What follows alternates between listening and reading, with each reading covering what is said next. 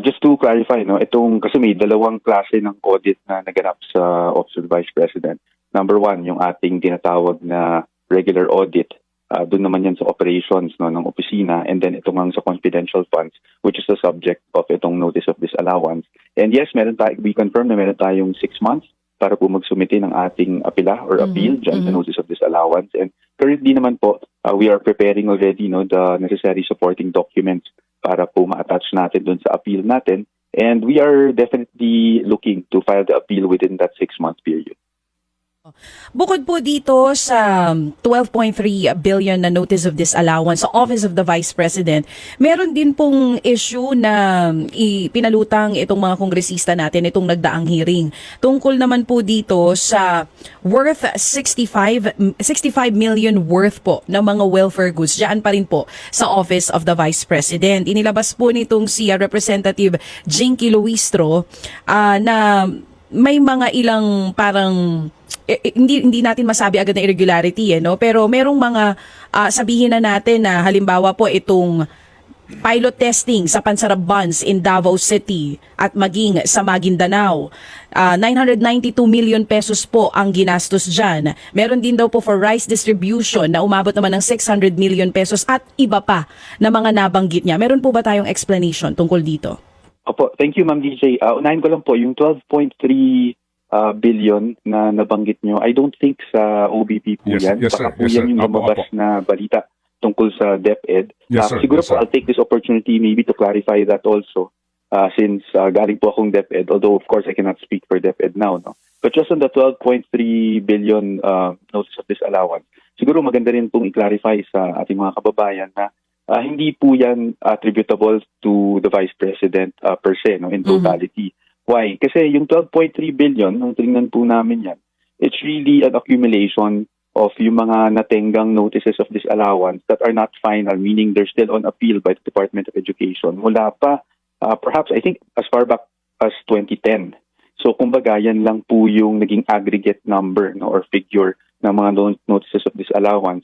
Pagdating naman po doon sa termino ng ating Vice President, yung karamihan po ng ating disallowances ay really at the regional level. Kasi po, may iba po ang auditors ng Central Office sa DepEd. Iba rin po ang auditors sa ating mga regional offices, division offices. Pagdating po sa Central Office, in fact, noong 2023, wala po tayong natanggap na any notice of disallowance, charge, or suspension. No? So, ang karamihan po niyan, if not in the regions, no, it's really an accumulation lang noong mga pending. So, siguro magandang ma-emphasize na pending, hindi sa ayaw bayaran or hindi sa ayaw i-address yung notice of disallowance. In fact, naka-appeal po yung mga notices of disallowance ng DepEd. Pagdating naman po doon sa OBP, I think one of the things mentioned was yung nearing expiry na mga items, no, or food items. Para po ma-explain lang natin mabilisan, meron kasing disaster relief operations ang OVP. So dito po sa disaster relief operations, kailangan po talaga mag-stock ng ilang items, no, just in case magkaroon ng calamity. However, syempre, hindi natin talaga matansya kung kailan magkakaroon ng kalamidad.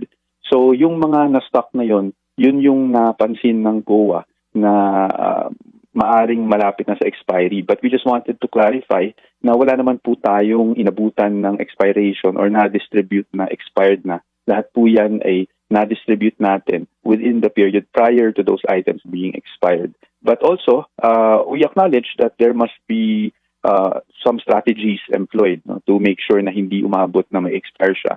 So right now, the OVP naman po has employed strategies para po talagang masigurado na kahit kailangan nating mag-stock, kung hindi man magkaroon ng kalamidad, magagamit pa rin natin sa ibang paraan yung mga food items na yan. And then I think there was mention of hindi po na-submit yung isang report, no, doon sa submission sa COA. Yun naman po yung tinatawag nating post-activity report. Yung post-activity report actually nasubmit siya pero na-attach lang siya sa liquidation report ng cash advance. So hindi doon sa ina-expect ng COA na dokumento. That is why hindi na po nung kinlarify yan sa COA, hindi na po nag-request ng COA ng resubmission dahil na-submit naman po. So those are the things lang naman po, no, na na-address na po ng OVP at the COA level. COA level. Ito po mga in-explain nyo sa amin ngayon. Attorney Michael Powa, meron pa po bang kumbaga gagawa pa ba ng iba pang kaparaanan ang Vice Presidente para ma-explain po one by one ito po mga ibinabatong issue sa kanya? Kasi just last week naglabas po siya rin ng interview pero hindi namin narinig yung mga kasagutan dito sa mga binabanggit na notice of disallowance nga po ng COA. Opo. Ma'am DJ, as to kung maglalabas ng explanation one by one ang ating Vice Presidente mismo, hindi ko pa po talaga masasabi sa ngayon. Pero pagdating naman po sa COA, I think we have to also inform para po malaman din ang ating mga kababayan na actually pagdating po sa regular audit ng COA, yung yearly na ginagawa ng COA sa operations ng OBP, ay wala naman pong naging notices of disallowance, suspension, or anything similar to that. In fact, for the 2 years that the Vice President has occupied the office, unmodified or unqualified yung opinion ng COA. Ibig sabihin po niyan ay fairly presented po ang kanilang and reliable ang kanilang financial statements. So wala pong maaring masabi na maling paggastos doon sa ayon doon sa naganap na regular audit po ng COA. Pero ano naman po ang explanation dito, Attorney Michael? Dito po spokesman, dito po sa sinasabi na DepEd Central Office had the highest amount of disallowance at 1.2 billion pesos. None of this amount was settled by year end. Ano po ang explanation diyan?